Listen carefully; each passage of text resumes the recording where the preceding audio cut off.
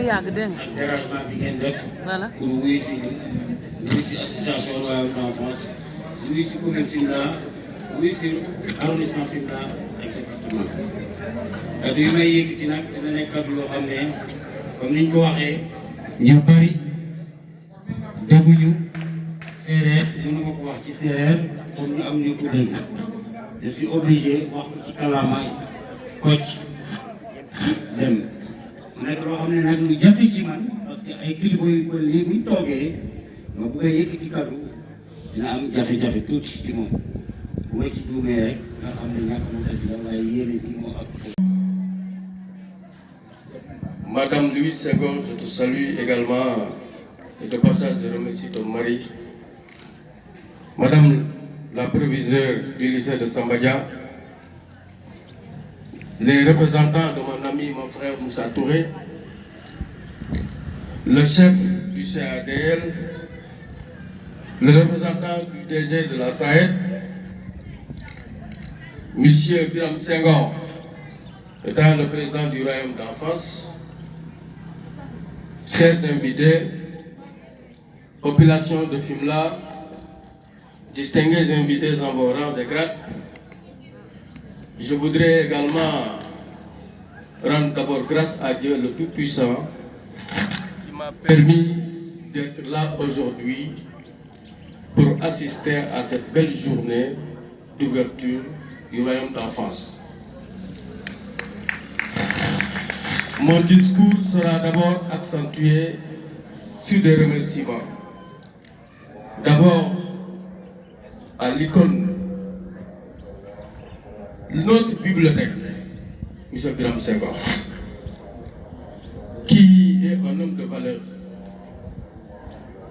qui, après sa retraite, s'est dit non, je ne vais pas rester les bras croisés, je vais aller soutenir le frère, je vais aller également aussi continuer mon développement dans la commune de Fimela. Et c'est ce qu'il a fait. Voyant son état, et jusqu'ici, il reste digne pour également aussi s'activer sur le développement de la commune. Merci Biram Senghor. Moi je suis très content de vous. Et c'est ça la vérité, parce que nous on a une mission régalienne. Et la réussite de notre mission interpelle tout le monde. Et en ce sens, je vous laisse avec le bon Dieu. Que le chemin de Dieu guide vos pas. Je voudrais aussi parler d'un homme d'une dimension exceptionnelle. Le DG de la LONASE. Mon ami, mon frère Seni Diène. Seni, c'est un homme que j'ai pu découvrir en 2009 durant mon premier mandat. Alors, étant ingénieur, un grand ingénieur de génie civil, un vrai homme qui maîtrise son domaine. Quand je l'ai rencontré dans son bureau, on a échangé pour une dizaine de minutes. Et je lui ai dit, M. Diène, je suis le nouveau président de la communauté rurale de Fimela. Et que, à mon âge, je n'ai pas droit à l'erreur. Je n'ai pas droit à l'erreur. Et tous les maires qui ont passé à Fimela, ils n'ont fait qu'un seul mandat. Et quand on a parlé, je lui ai dit, ma feuille de route, il m'a dit, je vais t'accompagner dans ta mission. Et à l'époque, c'est lui qui gérait le PNDL. C'est bon de faire l'historique d'une personne. Parce que beaucoup de gens ne connaissent pas ce monsieur. Mais moi, je l'ai approché, j'ai travaillé avec lui et je le connais. Tout le programme du PNDL au niveau de la région de Fatick, c'est Sénigène qui le gérait. Les maires qui n'ont pas réussi, ce sont les maires qui n'ont pas écouté ses conseils.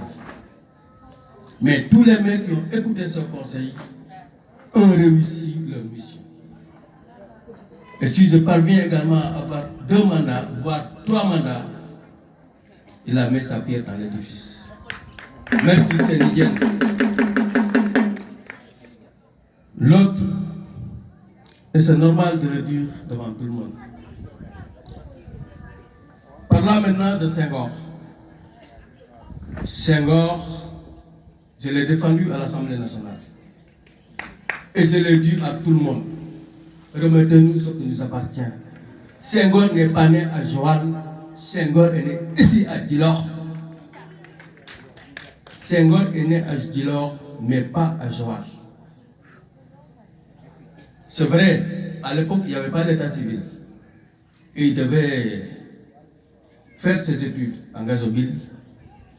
C'est pour cette raison qu'on a dit que Senghor est né à Joal. Senghor n'est pas né à Joal, il est né ici à Djilor.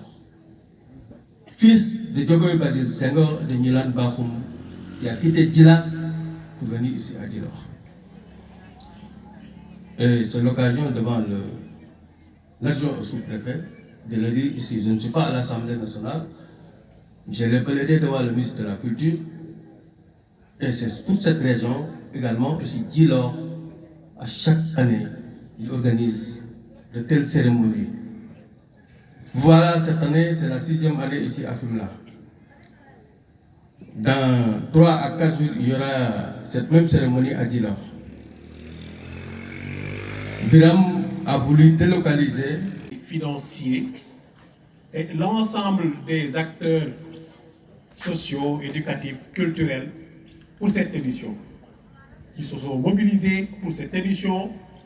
Leur engagement illustre parfaitement les valeurs de partage le doyen Senghor.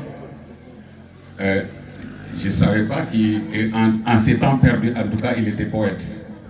Mais ça ne devrait surprendre personne parce qu'on est quand même dans le royaume du grand poète. Ensuite, le représentant de la SAED, qui nous a gratifié d'un pan de l'histoire du Sénégal. Quand même. Je pense qu'on ne se lasserait pas de vous écouter d'ici ce soir.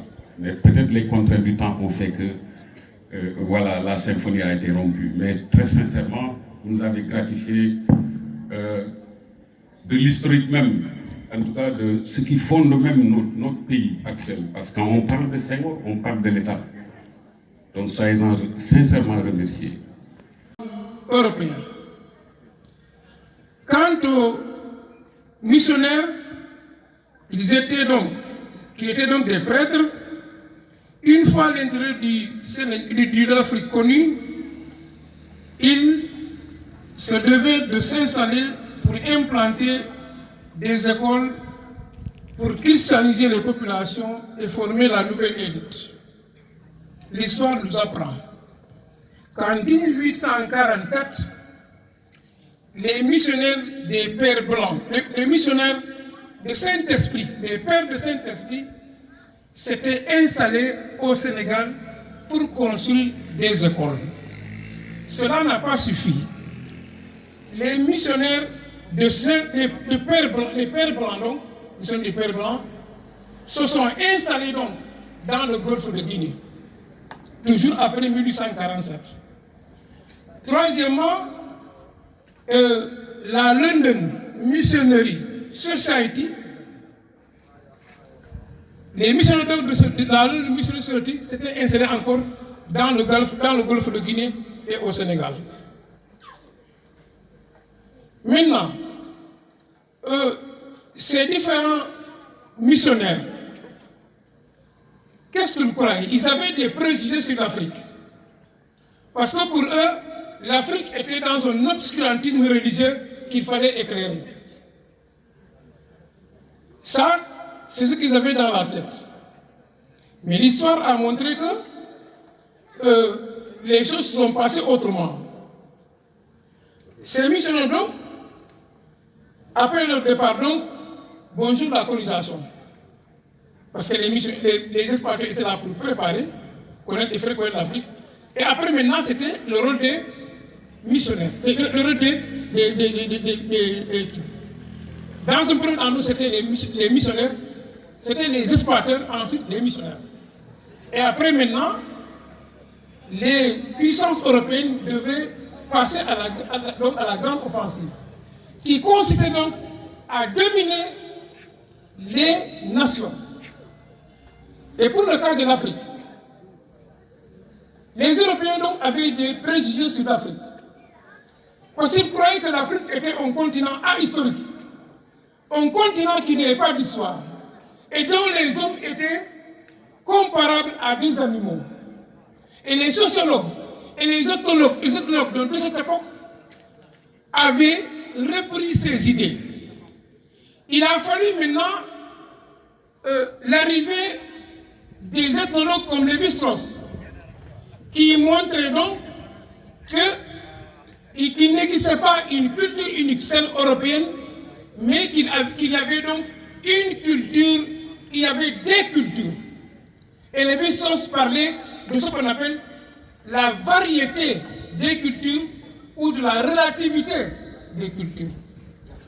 Et c'est dans ce contexte morose et pas enviable, pour aller plus vite, qu'un certain Sédar Senghor est né. Mais avant sa naissance, pour consolider un peu la vision des Européens, il y a ce qu'on appelle donc les deux congrès de Berlin. Parce que beaucoup de gens ont appris un seul congrès de Berlin, alors qu'il y en a deux. C'était donc pour le partage de l'Afrique. Les Européens ont eu des problèmes d'abord en Europe et ensuite en Afrique. Les premiers Européens, donc, Bismarck, le chancelier allemand, avait convoqué un premier congrès à Berlin en 1878. Pourquoi la convocation de ce congrès par Berlin, le chancelier allemand? Il y avait trois causes principalement. En 1870-71, l'Allemagne avait battu la France et lui avait arraché la sang et la Lorraine. Problème numéro 1. Deuxième problème, l'Autriche et la Russie s'étaient opposés dans les Balkans.